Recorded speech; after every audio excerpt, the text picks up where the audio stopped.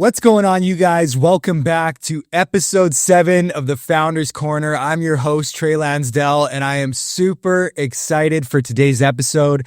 I got a topic that is very, very near and dear to my heart, and I think it's going to help a lot of you guys in business. And hey, before I get into it, I just want to say I really appreciate those of you who've been plugging into our podcast, getting a ton of value. It's like every day now I get a message on Instagram from an agent within the company outside of our team and outside of our hierarchy saying, Trey, when's the next episode going to drop? When's the next episode? Where's the next episode at? It always makes me giggle. I'm like, guys, it hasn't even been a week yet. I'm running a real business, but I do appreciate it all the same. And I hope you have no idea how much I appreciate it and how grateful I am that you guys find a ton of value from this and that it's helping a lot of you guys. We don't do this to make any money at all. I have zero interest in any kind of virality or fame. I just believe that we have an obligation and responsibility to kind of send the elevator back down and help you guys up the same way we were. Right? Because we've been agents who were struggling in the business at one point. I know what it's like to be a broke associate. I know what it's like to be a broke marketing director. I know what it's like to feel like your business isn't moving or you're not getting any momentum and you're not getting any training. And so I really, really do hope this continues to be a resource that gives you guys a ton of value and helps you grow your business and make money and run solid businesses, clean businesses, which is actually going to be the primary topic of what we talk about today. So I don't want to waste any time here. I'm on a tight time clock today, so I got to make sure I get this episode filmed. I want to get it done concisely. So we're going to get right into it. I'm not going to waste any time at all. Our topic for today, you guys, is how to build a recession-proof business. Now, here's the deal. Here's why I want to talk about this. The thing we all have to understand and come to terms with and accept is that we are in the financial services industry. We play with people's money. We have our hands on the number one thing that can make or break an individual, that can make or break their future, that can make or break the education of their kids. It can make or break their retirement. Now, when times are good, it can feel really easy to be in this business and run a good client practice. But there are also times in our industry that, like it or not, we are going to go through times of turmoil, market volatility, recession, market correction, things of that nature. Now, I am not a fortune teller. I don't have a crystal ball, but I, like many of you, am looking around in North America right now today, and I personally believe that we are heading towards a market correction. I personally believe that we are entering into a recession. Actually, if we can be quite frank, I believe that here in Canada, we're already in a recession, and it's only going to get worse. I believe that there's going to be quite a massive correction. Now, a bit of my background, as most of you know, I've done this for 10 years now. I'm going into my 10th year. I was fortunate enough, I never had to run this business in 2008. I don't know what it's like to wake up one day and then all of a sudden your clients have had 60% of their retirement wealth disappeared from their accounts overnight like it did for so many people in that year. But I do know what it's like to have a business where you have market correction or market resets where all of a sudden, your clients are seeing a 10, 20, 30% loss. There's a lot of volatility. There's a lot of up and down, and there's a lot of uncertainty. I know what it's like to get phone calls from clients saying, hey, Trey, we got to invest in cannabis stocks, right? Because that was the big craze. I know what it's like to get phone calls from clients when COVID starts and the pandemic had locked down the doors of businesses and resulted in people getting laid off. And there was a huge oil crisis that was going on at the time, and seeing the market completely tank for the first little bit of COVID. I know what it's like to get phone calls from clients saying, hey man, I don't feel comfortable in the market anymore. I want to invest in gold and silver, right? And all those things. So I know what it's like to receive phone calls, and whether it's a big correction or a small correction, whether it's the flavor of the week over here with precious metals or cannabis stocks like it was so many years ago, I know what it's like to get those calls. And no matter what, it's always the same conversation. It's the same formula to make sure that you are growing your business. Now, here's the reality. Like it or not, we're heading into something like that. But here's the truth, you guys. We're going into that no matter what. It's going to affect you no matter what. So here's my belief. If we're going into something like that regardless, where would you rather be? Would you rather go through it at your job, or would you rather go through it and be a part of the industry where you're equipped with the financial tools, the education, and more importantly, the products to not only weather the storm for all the people you care about, but for yourself and your family as well? I would pick the second one. So I believe that we have an obligation as the stewards of the wealth of our clients to actually get them through us. Now, I'm going to frame this episode in two ways. I'm going to talk about this both from the perspective of how to run a really solid client business, a really clean practice to make sure that your clients get through this and you look like a hero to them, but also how to grow your business, how to scale your organization, and actually exponentially grow over the course of the next few years. And this will apply to you whether you're in Canada or the United States. It doesn't really matter. I mean, I know Canada and the States right now, we're kind of like husband and wife. They're kind of having like a domestic spat. But when you take the tariffs and the trade war and put it off to the side for a little bit, the nice thing we have in common is we're still walking towards the ledge of this correction together, like a messed up Romeo and Juliet story. So it's going to apply to all of us no matter what. So let's get into it. I got 5 points I want to cover today. My first key point is very simple. It's understand the products. Understand the products. Now, I harp on this all the time.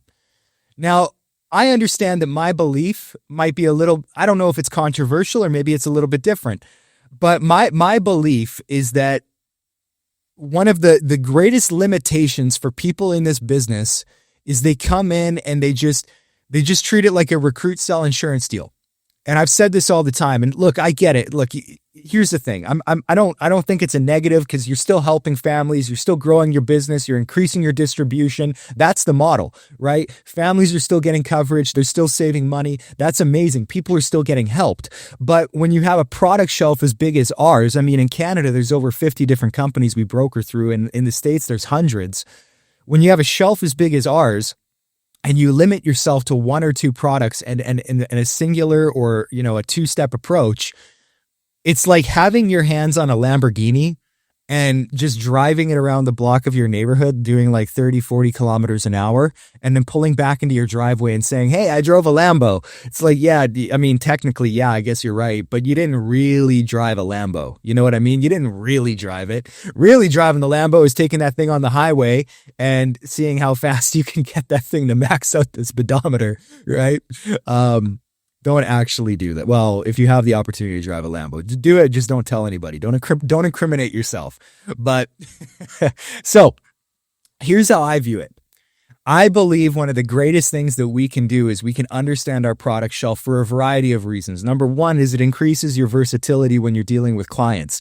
I've always believed that if I sat down with a client where the average agent might be able to find 2, 3, 4, 5,000 points, I might be able to write up 10, 15, 20 because I have a better understanding of the product shelf. I understand more of what we have access to. I understand more of how we can structure strategies. Now, maybe one day I'll get into a topic on that, but until that day, that's on you to figure out. That's on you to learn. It's on you. But more importantly, above and beyond just being able to write more business and more clean business and get your clients to where they need to go, it also puts you in a position to posture your clients in a way that protects them from market correction. We have access to products through companies where they can be immune to market correction. Where if we do have the next 2008 stock market crash or the housing crash, your client's wealth doesn't even feel it. It doesn't even get tickled. We have access to products like that both in Canada and within the States, be it the IUL in the States, be it Whole Life in Canada, Class Plus 3 with Empire. It doesn't matter.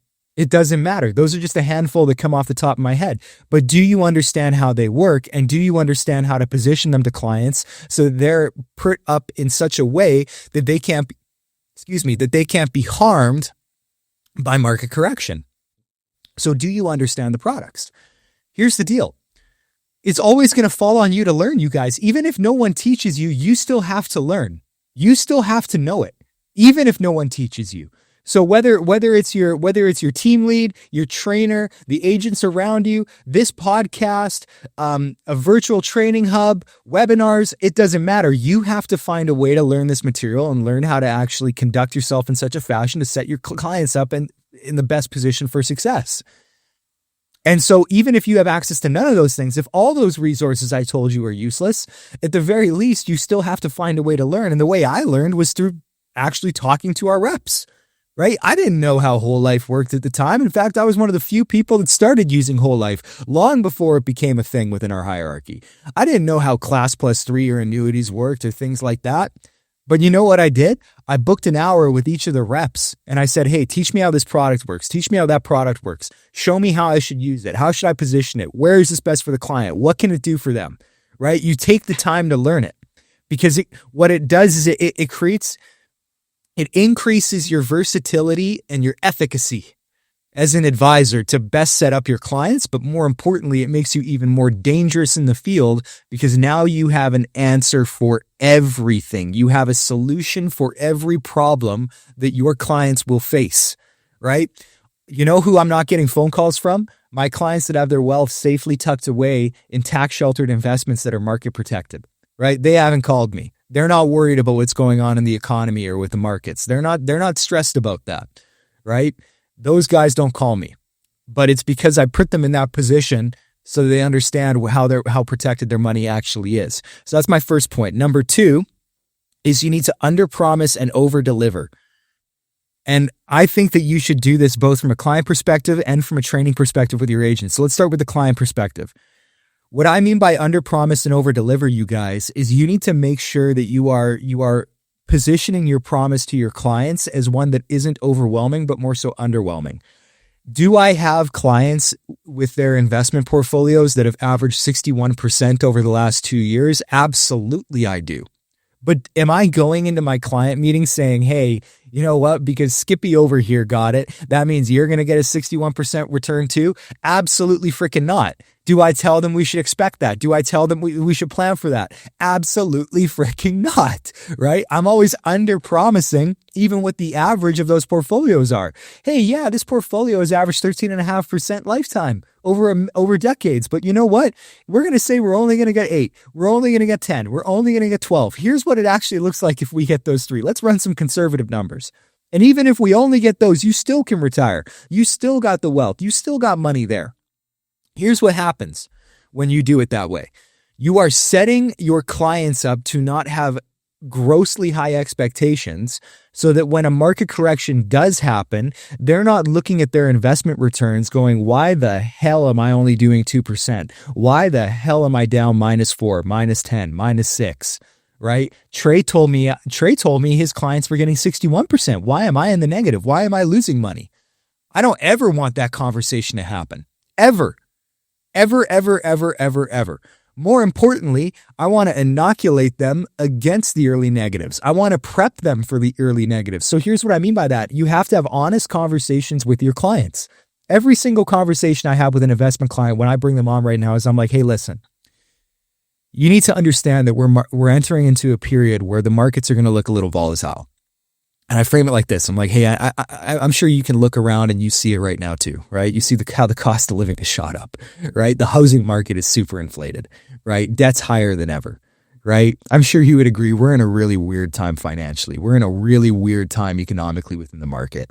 And look, because of that, the deal is, Mr. and Mrs. Client, I don't have a crystal ball. I'm not a fortune teller. I can't tell you what the future is going to look like. But what I can probably tell you is that there's going to be a little bit of up and down, right? I need you to be prepped for that. I need you to understand that's probably going to come. There's going to be a little bit of volatility. There will be a little bit of up and down, right? But what we're doing here is we're actually setting up a long-term savings plan. We're setting up a long-term strategy, right? The only people who lost in 2008 were the ones that pulled their money out, right? They were the ones that lost. All right, so if you take a look at this investment chart and you see how the line keeps going up, you know what you notice there? It's not a straight line up. There's some ups and there's some dips. There's some ups and there's some dips. There's some ups and there's some dips. That means for us to get to from where we are now to where we want to go, we're going to have to go through a few of those valleys to hit the peaks, right? So just be aware of that. Be prepped for that and know that anytime you can call me and you can ask me questions about it and we can have a discussion around it so that you feel confident and okay with what you have despite what's happening out there. That's how you frame it to your clients, you guys. That's how you word it, because then you're setting them up so that they know it's going to come. So when something like this does happen, they're like, okay, Trey told me this is going to happen. Trey told me this was coming. I got nothing to worry about. We're okay. I'm going to give him a quick call. I'm just going to ask him a couple questions, make sure everything's all good, right? Oh, they give me a call. Yeah. Just like we talked about, it's happening. Boom. They're all good, right? You're under promising. And then the over-deliver part is when you outperform everything that you said you were going to do. You know what you look like to your clients? You look like a freaking hero, right? Because if you told them, hey, we can only expect to get 7%, right? That's the only thing we can expect to get. And you start doing 13, 14, 15, when all their buddies are getting 2%, you look like a freaking hero to that client. You look like a hero to them. And so that's how you want to position yourself. Because if you position it that way, then guess what? Not only do you have a happy client, a client that sticks with you, but you also start getting referrals from that person of all the people who are now watching how their buddy's doing, and they're not getting any of that, right? So now they want a piece of that pie as well, right? So that's how you position it. But I also recommend under-promising and over-delivering with agents, right? I think at times we try and baby and coddle our agents, and we don't have conversations with them like they're adults. Now, listen, I understand when a new agent comes in, it's a new industry for them and it's something they're not used to. And so to a sense, you do want to protect them a little bit from like early negatives or early obstacles or early challenges. You kind of want to shield them a little bit. That's your job as a leader. But I also believe, and this is even how I raise my kids, I talk to adults like they're adults, right? I talk to my kids like they're adults too, right? I accept that they can handle it. I would rather them know what's coming versus not what's coming, right? So I have those conversations with my agents. I'm like, hey, we're probably going into a period that might be a little bit tougher to be an advisor in. You might get some phone calls from your clients, right? Now, here's the thing. That doesn't mean the products are bad. That doesn't mean the company's bad. That doesn't mean you suck. That doesn't mean it should damage your relationship with that client. It just means that they're going through a volatile time, and it's their money, so they're emotional. Right? So here's how you answer that question. Here's how you have those conversations. And by the way, if it ever gets really tough, I'm here to step in. I'm here to have that conversation. I'll help you with it. I got your back. Don't worry, because I've been through it. I know what it's like, right? So that's how you position yourself, right? Have those conversations with your agents where it's like, hey, you know what? You should probably expect that maybe a few of your clients are going to have some losses, right? That they will dip for a little bit, and they will probably be a little bit concerned, and they will probably call you up. Right? Don't be afraid of that. Don't rush away from that. That's what you signed up for.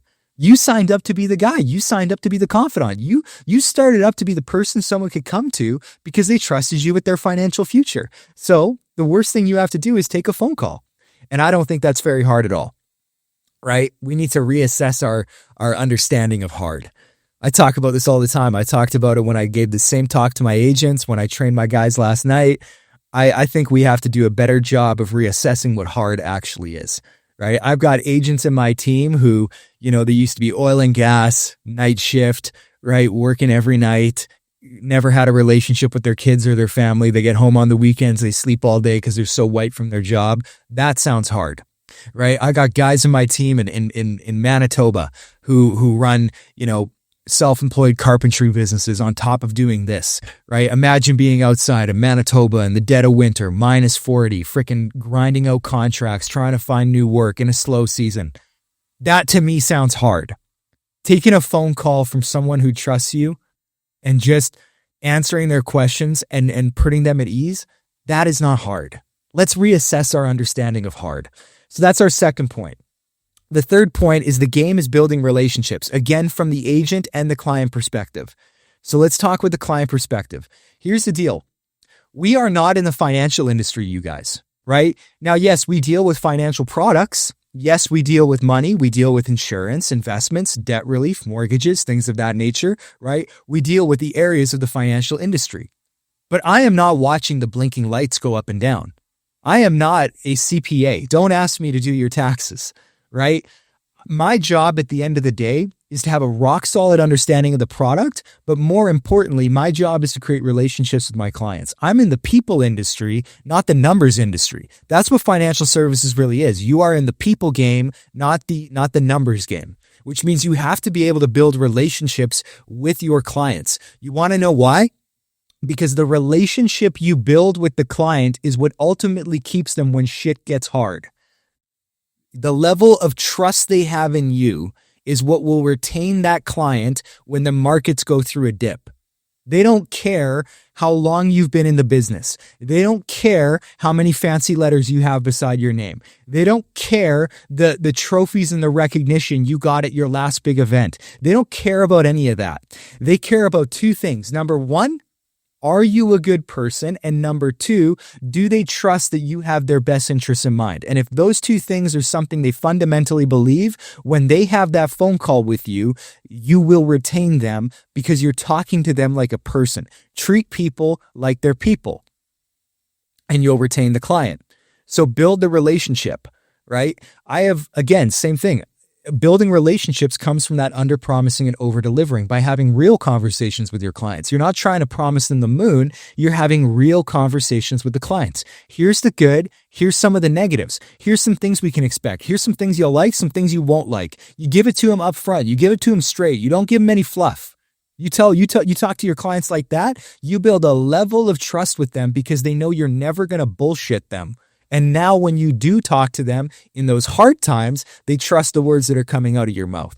That's how you build a relationship. The business will move at the speed of trust, right? So the more you can create trust with your clients, the more leverage you have when you're having those tough conversations and tough times with your clients. That's the client side. Now, the agent side is the same thing. How are you building relationships with your agents? Because here's what's going to happen to every single one of your agents, regardless of whether we're going into a down market or not. Here's what will happen to every single one of your agents. They're going to get a phone call from a pissed off client who wants to pull their money out and cancel their insurance. They're going to get a client who cancels their plan and doesn't even talk to the agent. They're going to have a teammate within their team who quits the business because they got overwhelmed or got hit by negatives or thought this thing wasn't for them, or they went on Google and read some BS and they think it's not a fit for them. All those things are going to happen, plus more. And the only thing that's going to maintain that agent when they go through each and every single one of those things is the relationship they have with you. So again, how do you build relationships with your agents effectively and early on? Well, number one, you don't BS them. You talk to them like they're adults. You trust them with information, but you don't overwhelm them. Secondly, you start to treat them like a friend or a family member, a colleague, right? Not your trainee, a business partner. Right? You're positioning yourself as someone they can come to with hard times when the hard shit happens. Right? Now, there's a key thing with this. You're a confidant. You're someone they can rely on. You're someone they can come to. You're someone they can trust in to talk to about hard times. You're not their therapist. There's a big difference. I see so many guys get burnt out in the team building game because they start being the therapist to their agents. Let me make this really clear. And this should go for every single one of you. I ain't your damn therapist. I am half as qualified and twice as expensive than your therapist. Trust me. You don't want to come to me with your personal problems. I don't need to hear about all the drama you're dealing with. I don't need to hear about the hour-long argument you had with one of your agents or your clients. I don't need to hear about any of that. You come to me with the problem. I will give you a solution. I'll hear you out for 5 minutes if that's what it takes, but then we're coming up with the solution of the problem, right? That's my job. My job is to solve the problems. My job is to take care of my guys, not to be their shoulder to cry on. They got a blanket for that. They got Netflix for that. And they got a tub of ice cream they can devour, all for that, to shoulder their feelings. I'm here to provide solutions to their problems so that I can help grow their business, scale their business, get them profitable, and keep them in the business, right? So that's how you position yourself. And then ultimately, don't be afraid to build relationships outside of a business setting with your agents. Do you take your agents for lunch? Do you invite your team over to your place for a barbecue? Do you do little events here and there? Do you recognize your agents at smaller levels for little things that they've done, both in person and in the team chat? And also, you want a little hack, by the way, to kind of like build up your agents and kind of strengthen their identity and their resolve? Edify your agents both when they're there, but when they're not there. Right? Talk your agents up when they aren't there to hear it, because you know what? It always gets back to them. It always gets back to them. These are ways that you can build relationships and rapport with your team. Excuse me. And if you do it that way, when the hard times come, they have that tie to you that keeps them. More importantly, have them start building ties with other people within your team. The more hooks that you can tether into your agent, the tighter they will be, the stronger their resolve, the more likely they are to stay and be retained when difficult times come, because there are difficult times in this business. There's no two ways about it, right? You just got to accept it. There's hard times in this business, just like there's hard times in anything else. So the more relationships that you can strengthen for that one agent, the harder it is for them to quit. Because now they're not just quitting on you, they're quitting on their two buddies who are also in the business. They're quitting on their agent that they recruited last week. They're quitting on the senior partner who runs the office that they don't even really have a hierarchy tied to, but they've got a strong relationship with. They're quitting on all those people. That's harder to give up on, right? It helps them get through it, right? So relationships create bonds, and those bonds are what holds the team together and creates that glue during hard times. And there will always be hard times. The relationship is what keeps them. So that's number 3. Number 4, run your business like a business. Here's what I mean by this. I believe that one of the biggest dangers to our company, I'll speak quite candidly now, I believe one of the biggest dangers to our company is when people come in and they treat this thing like some network marketing insurance deal. They have no operations, they have no staff, no structure, no system. They recruit a bunch of people, sell a bunch of insurance, burn through their warm market, and it's the guys you see in the business who sit around on their ass all day doing nothing, making a ton of money off their team. That's what it is. Just being honest. That's what it is straight up, right? That to me is the biggest danger, because that's what gives us a bad rap, is when people start up and they feel like they're being used for the profits of their team lead, for their senior partner. So how do we avoid that? Well, again, this ties back to the client side and the agent side. Client side and agent side. They're all linked intrinsically. If you get really dialed in on this, it helps in both areas. So what are some ways that we can run our business like a business? Well, number 1 is having an operations team. Having an operations team. Now, what does that mean? Well, do you have an assistant? And now I know the moment I say, do you have an assistant, like 80% of people groan and go, oh, here we go again. That assistant talk. Trey, I'm just a training associate. Trey, I'm just an associate. Trey, I'm just a marketing director. Trey, I'm just a broke SMD. I can't afford an assistant, or I don't need an assistant, or I don't have the volume for an assistant. You guys, an assistant is a role that you can pay $18 an hour for.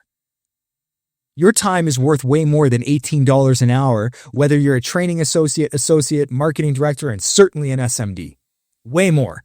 Your time is way more valuable. There are 3 things that move my business forward tangibly and put money in my bank account and actually scale my organization at a degree and an angle that I can personally affect. The first is going out and recruiting new talent, finding new talent. Secondly is acquiring new clientele, selling business. And the third is training my current talent. So finding talent, selling business, and training my existing talent. Those are the 3 things that tangibly move my business forward. So what's more effective, more of an effective use of my time? Doing those 3 things, or doing paperwork for 2 hours in the morning because I have to do it because Equitable sent in a med share and now I got to get everything filled out, and oh, they want to know about this APS, and oh, that blah, blah, blah, blah, blah, blah, blah. Right? Those are important things that have to be done to make sure that policies are completed so that we can get paid, but I don't need to be the one that does that. That can be delegated to somebody else, because then it frees up my time to do those 3 things that are more important. Right? It also frees up my time to have those hard conversations with my clients when there is tough shit. It frees up my time to have those conversations with agents that are going through a hard time because they're facing challenges. It frees up my time to work in my business, not on my business. So how do we hire an assistant? Because if you're sitting here and you're like, okay, well, I understand it a little bit, but I still don't think I can afford an assistant. Well, number 1, an assistant is not an expense, it's an investment. Every time I've hired a new member of staff, the general rule is on average, I add about an extra $100,000 of income into my business that then pays me. Why? Because it frees up my time to do the things that pay me, right? The more time I have freed up, the more attention I can put towards the things that pay me. The one assistant adds an average of $100,000 a year to my income. On average, just one. So it's an investment, not an expense. An assistant is there to help you make money, not cost you money. So if you're sitting there and you're like, okay, well, you know, I would like to have an assistant, but I don't think I can afford an hourly rate for an assistant. Well, there's a couple ways you can go about it. You can go hire an assistant for $50 a week, right? It's $200 a month. Some of you guys spend more than that on beer, or a night out at the pub, or on Starbucks, or video games, or whatever. right? You can hire an assistant. They work $50, per week is what you pay them. Maybe they're doing an hour or two on Tuesdays and Thursdays to do your paperwork. That's all you got to pay them. That's one way you can do it. Or the second way you can do it, let me give you a little hack how I did it, because it helped me out a lot. This is how I hired my first few assistants before I had the bankroll to actually put them on payroll. When I hired on an assistant, what I would do is I would pay them 15% of my net commission on a monthly basis when the system closed. Here's why I did that. The reason I did it is because if I had a slow month and I had less to pay them for income because I made less, it also meant that the assistant was working less because we had a slow month. There were less policies going through. There was less underwriting to touch base on. There was less paperwork to follow up on. They had to do less work, so they had more free time for themselves. So if their workload is lesser, they are not entitled to higher pay. So because I had a smaller amount of income hit, I didn't have to pay them as much. So therefore, I'm not paying an amount out of pocket that I couldn't afford to pay, like if I was on an hourly payroll for that assistant. Now, when I was having a hot month, a really, really busy month with a ton of volume and oh my God, policies are hitting and holy shit, we made 20 grand this month. Well, that assistant was probably working pretty hard. They probably put in a lot of hours. They were dealing with a lot of paperwork, a lot of admin, a lot of follow-up, a lot of calls to companies, a lot of that stuff, making sure that machine was chugging along without any issue, which means they're entitled to higher pay because they put in more hours. Here's the good news. Because I made a ton of money that month, I can afford to pay them more. So working in proportion with your commissions you earn, you guys, is a really, really smart way to do it at the start, because now what's happening is you're only paying out a percentage of what you actually earn in direct correlation to the workload of what that assistant had for that month. So it protects you, and it still allows your assistant to get paid a reasonable income while they're helping you out. That's how I did it. That's the easiest way to do it. Now, how should you hire an assistant? I'm a big fan of finding someone on your team. That's always been I've always done that. I've never hired externally. Now, will that happen in the future? Yeah, probably. When I get really big and I need a killer. I mean, I believe I already have one. My assistant is unbelievable, but I've always hired internally within my team. I would find an associate or a training associate who was maybe doing a little bit, they were a little bit slower in the business. Things aren't really popping off for them, but they're really, really good people. They're hardworking. They understand our model. They understand the business. They have a vested interest in the success of the team. They got a good relationship with me. That's who I vet, and that's who I hire. That's the person I bring on, because now you're keeping them glued to the environment. You're putting some money in their pockets, so you're helping to retain them, and they're helping grow the business, right? So I look at my assistant. I told my assistant, Alexis, I'm like, listen, one of two things are going to happen. Number one day you're going to get this thing cranking, and you're going to go be a massive, massive agency owner within our organization, making multiple 6 or 7 figures. And I'm going to go have to hire somebody else, and that's going to suck for me, right? But I'll be really happy for you. Right? And you'll be happy too. Or number two, you're going to be an assistant getting paid multiple 6 figures, running our base shop, right? And that's okay too, right? Because she is amazing at it. And neither of those scenarios are bad for her, right? So having that relationship and hiring internally like that is a really, really smart way to do it. Then a trainer program, right? That's the next way you can take a look at these things. So first is an operations team, then there's a trainer program. Now operations, actually, let me back up a second here. Operations should not just be an assistant for paperwork. As you get bigger, I would take a look at things like a base shop coordinator that can help run your organization to keep your agents moving smoothly. So that way it frees up your time to do the things that are important, right? Those are things you should look at as well, too. Okay, now let's talk about the trainer program. So trainer program is very, very simple. Do you have a program in which your agents can move from where they are now, which is independent and licensed, all the way to training other people and handling meetings for you? Every single one of my trainers at some point has had to step in for me at some point, right? There have been meetings where I couldn't be on because either I was double booked or I had a family matter or a health emergency or something was going on with the kids or life happens or whatever. Maybe I had a business fire I had to put out, right? I have a core group of people that I can divvy out my responsibilities to, and they can handle it to make sure the business keeps running smoothly.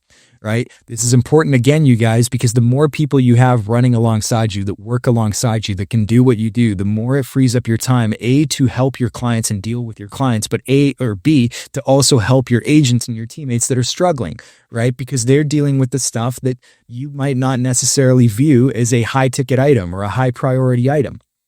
Also, more importantly, they keep the flow of your organization and the flow of your production going when you're unavailable to do it. right? That's ultimately the game. We didn't come here to be an advisor for the rest of our lives. I didn't get into the WFG to go be a producer in my 60s. I have zero interest 40 years from now in peddling insurance and investments to my clients. I came here to build a business that I can get free from. And the only way I can do that is by creating trainers, training trainers, having people that have duplicated me that can go and do what I do at a high level consistently and trustworthily, right? I trust them to do it. So what does your trainer program look like? And are you scaling it out? Because think of it like this. Here's how I view it. Every time I produce a new competent trainer, I have bought back more of my time. That then frees me up to have those conversations that I mentioned before until I don't even need to have those conversations anymore because I'm no longer actively working with clients. So what training trainers does is it gives you more freedom within your life and it buys you more of your time. And the more of my time I have, the more I can put my focus and my efforts towards things that actually tangibly move my business forward, not dealing with client calls where they're stressed out and freaking out, right? Because that ultimately doesn't pay me, right? And it doesn't pay you. Keeps the client retained, and that's important. And most of you are at a point in your career where you have to do that. But ultimately, we are not here to do that long term. And we escape that through having solid trainer programs that can build trainers that ultimately become agency owners, right? And then finally, it's just scaling, right? What's the scalability of your organization? How well can people do what you do? How well can they handle what you do? Are they able to do what you do at a high level?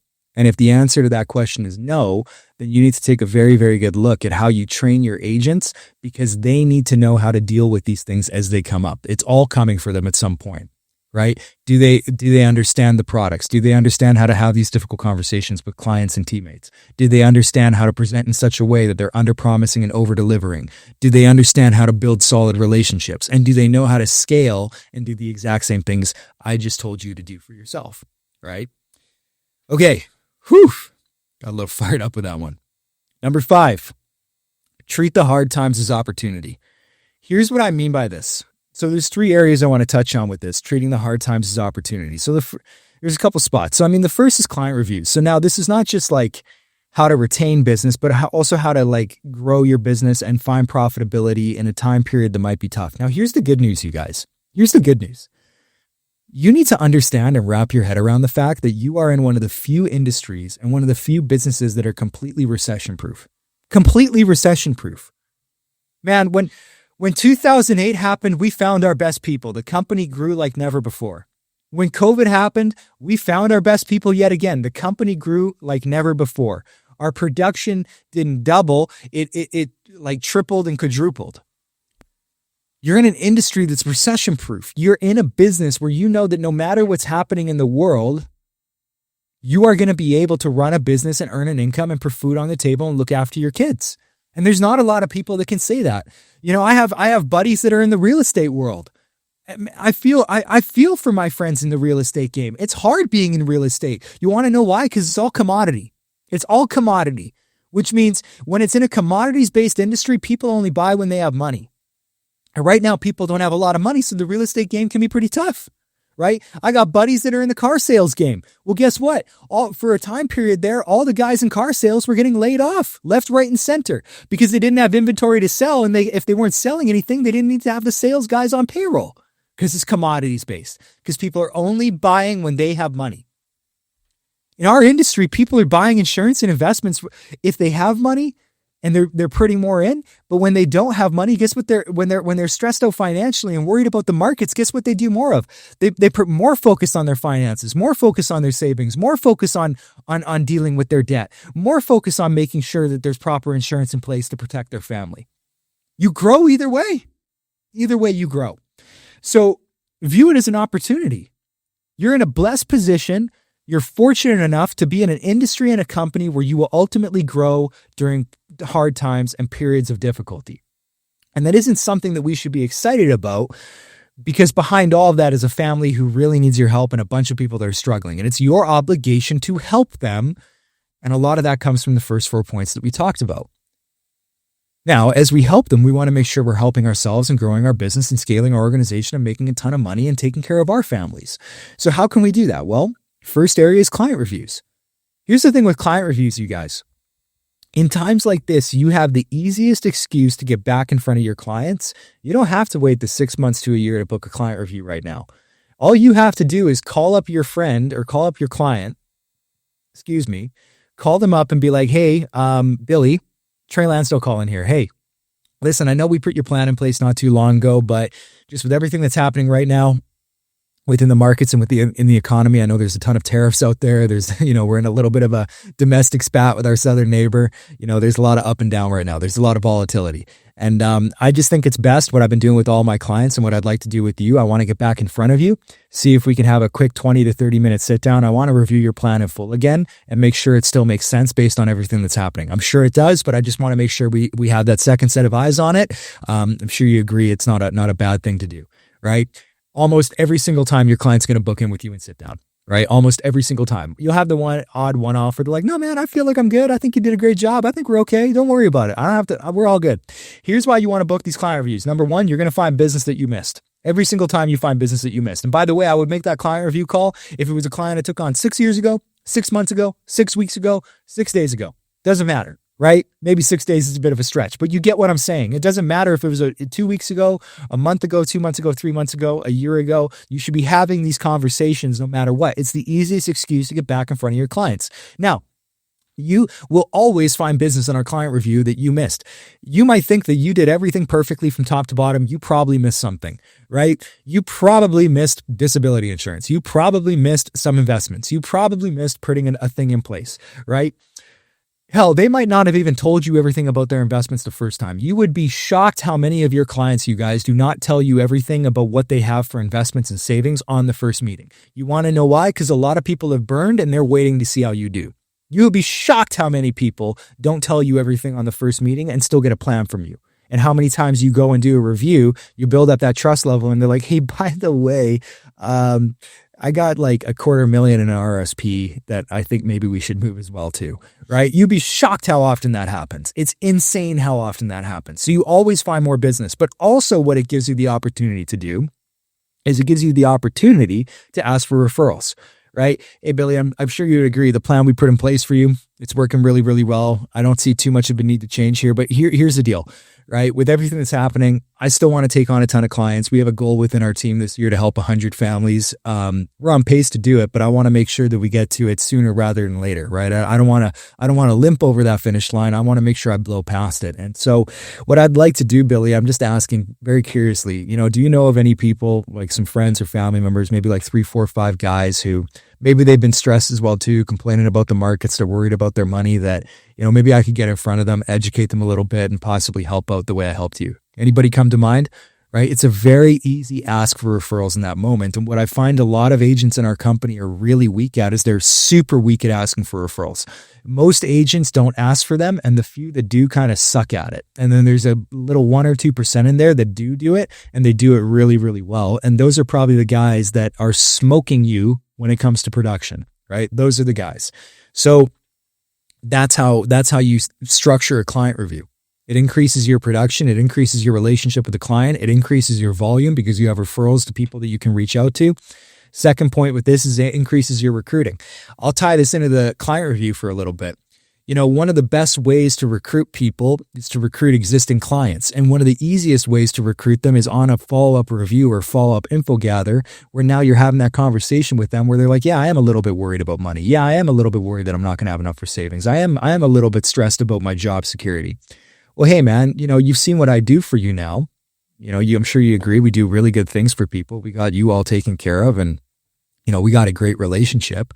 My company's expanding right now. I'm looking for a couple good guys I can bring on board. Might be a fit for you, might not be, but I think maybe it makes sense that we get together and have a conversation about it. Like if I can show you how to do what we do and help families the same way we helped you, you can make an extra couple $1,000, $2, $3, $4 a month from home remotely, pay down some debt, build up that savings a little bit more, have an income that's secure and you don't have to worry about losing. You open to having that conversation, right? That's how I would word it. You open to having that conversation. Yeah, actually I would be. Okay, cool. Well, hey, you know what? Why don't we put a pin in that until the end of this meeting and then we'll talk about it after? Or hey, why don't we put a pin in it and we'll book a follow-up meeting? We can get all your questions answered, see if you're a fit, right? It's a very easy way to ask and have that conversation, you guys. A lot of you are worried about trying to ask for the recruit on the client because you're worried that if you frame it wrong or approach it incorrectly, you're going to damage the relationship with the client. They're going to be like, oh shit, he's trying to recruit me, and they're going to leave and quit and cancel their policy. I can promise you in 10 years, that has never happened to me. The worst thing that ever happens is they say, honestly, man, nah, I don't really want to do what you do. Not really my cup of tea. Okay, cool. Thanks for telling me. All right, carrying on, right? Like, that's all it is. Don't take it personally. Don't get so stressed about it. So you increase recruiting there, but also you increase recruiting just in general. As cost of living increases, expenses go up, incomes don't change. If anything, they go down. Debt rises. People are stressed about their jobs. They're worried about what's happening in the economy and the market. More than ever, you guys, you will find people that are open to a part-time income opportunity or open to changing their careers or open to building a business of their own. You need to put yourself in a position to have those conversations. People are open. People are looking. They're desperately searching for something, but they can't start up with you if they don't even know you do it. And so you have to have those conversations. And that's how I would frame it. The same way I frame it for the client review is the same way I frame it for a lot of people. Hey, I don't know if it's a fit, right? It probably might not be, but I think it makes sense we get together and have a conversation. If I can show you how to do what I do and help some families and make a really, really good impact in their lives, you open to maybe taking a look at it, maybe doing something where you can work from home, make an extra 1, 2, 3, 4 grand a month part-time, right? Is that something you want to have a conversation around, right? Again, don't know if it's a fit, right? Probably might not be. We still got to do an interview process. I got to vet you too. We got to see if this fits mutual, but I think we should at least talk about it. That's how you frame it, you guys. It will increase your recruiting. And in these periods, you will find your best people. You will find your best people in the hard times, not the good times. Your best people will emerge in these points. And here's the good thing. We're going into hard times. So you're going to find your best people. You're going to find your best guys. You're going to find the guys that are hungry for change, hungry for more, that want to help people, that want to make a difference, that want to take back control of their life, that want to make a great income. You're going to find all those guys, and you'll find them in time periods like this, and they will be the guys that run with you, and you build that story that you get to tell from stage for the rest of your career. The 3, 4, 5, 6 solid guys that you ran alongside with during these time periods. That's where you'll find them. And then my final point with this, under number 5, is we'll eliminate competition. Here's what I mean. I'm gonna talk real candidly now. This is just real talk. This is a real talk podcast episode. It's going to eliminate competition. All those goobers out there, all those losers, the guys in the industry who give our company a bad name and give the industry a bad name, the guys that are just out there for commission, the guys that are just out there to sell product, the guys that don't care about the client, that don't try and educate, that don't build relationships, that don't run clean business. Guess what's going to happen to every single one of them over the course of the next 1, 2, 3, 4 years? Gone. All of them. Every last one. They're all going to get taken out. They'll get taken out by regulation. They'll get taken out by compliance. They'll get taken out by an audit. They'll get taken out by a client complaint because none of their stuff was properly set up to make sure they were postured and positioned both for their clients to be okay, but for them to survive and have clean business that helps them get through it. Because they were just here for a quick buck. And you all know who I'm talking about. You all know the guys. The guys that you have to contend with, the guys that are responsible for a freaking Google review, the guys that are responsible for people looking at our industry in a negative light, the guys that make people like you and people like me and people like our teams have a harder job to do because people have a decreased trust in the industry and a decreased trust in advisors because once upon a time they got screwed or someone they knew got screwed by someone either within or outside of the company. You all know who I'm talking about. And they're all going to be eliminated. They'll all get wiped out if they don't figure it out. Now, God willing, I'm not praying for anyone's failure. I hope they figure it out. I hope they clean their act up. I hope they start to get things going. I hope they finally start to get their head around this thing. But if they don't, you know what? When the competition gets eliminated, it increases the market share. And you know who all those people now become? They become potential clients because their advisor got taken out. Every last one of them. Increases market share, increases potential, increases opportunity, and it positions you and postures yourself in such a position where you get to be the person who goes in there to then do a better job. A better job. Just like anything in life, competition breeds excellence. Competition in sport breeds excellence. Competition in studies breed excellence. And competition in business breeds excellence. There shouldn't be a place for the underperformers and the people who don't do a good job and the people who don't take good care of their clients. But there should be a place for people who do. And those people should thrive and excel based on how they structure their business, position themselves within the industry, how they care for their clients, and the clean business they write and run. And that's what will happen. So view it as an opportunity. I am in building mode right now. I am scaling like I've never scaled before. Man, I'm an agency owner cranking it right now, and I still went out and got 10 directs in January. You want to know why? Because I'm trying to get as wide as possible. I'm trying to scale as much as possible. I think I'm the number one personal recruiter in the entire hierarchy within our team. I'm an SMD. I'm not an associate. I'm not a marketing director. I'm not a training associate. I don't have a fresh market to tap into, but I'm hungry to build and I'm hungry to grow and I'm hungry to make sure I'm positioned and set up correctly. And so that's what I'm doing. I'm making sure I'm getting myself in a position so that when these things happen, I can take as much advantage of the opportunity as possible to set myself and my team up for as much success as they can possibly acquire within this window. Because it's not a challenging time, it's a time of opportunity if you view it that way. So, all right. You can tell I get fired up about this stuff. But that's how you do it, you guys. This is something to think about. It's a way to frame your mind. It's a way to think about how to approach your business moving forward. And for those who do, I think some of you guys are going to explode over the next few years. I think you'll look back over this time period as one of the most blessed periods in your life. If you really take this thing and run with it and run a clean business and you know how to scale it and you treat your company like a damn company and you're doing it the right way, over the course of the next 1, 2, 3, 4 years, there'll be a time period in your life that you will look back on as the time period that changed your life. It's what bought your life back. It's what bought your family's future back. It changed their destiny, changed their story. It's what helped save so many countless clients from not being okay, but they are because you were there. It helps so many of your agents and your teammates who started up because they believed in you. They gave you a vote of confidence. They bought in on your belief, and now they're going to where they want to get to. They're having the life they want to build. They're accomplishing what they want to accomplish because you took advantage of the moment and set yourself up correctly. And everybody around you, not just you, will prosper as well too. So, all right. I appreciate you guys. This has been episode 7 of the Founders Corner. And I can't wait to keep pumping out a ton of episodes for you guys. And I hope you're getting a ton of value from this. So I will see you guys in the next episode. My name is Trey Lansdell. You guys take care and go kick some ass.